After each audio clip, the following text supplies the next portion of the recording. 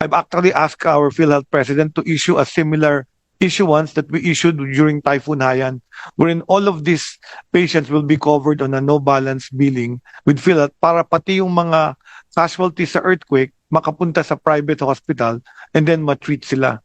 And then depending on the reports, what happens in a massive earthquake or like Typhoon Haiyan magnitude is that we can take over, the DOH is mandated by law to be able to take over all health facilities in the area to operate it. Ginawa po natin to for 6 months in Typhoon Haiyan. So we'll look at Bogo. If the hirap na hirap talaga yung LGU, ite-take over namin yung provincial, and then we will get our teams from the 83 hospitals to help support essential services. We'll also, now that you reminded me, I will be sending and deploying mental health psychosocial team from our National Center for Mental Health. Meron na kaming specific team na mapapadala.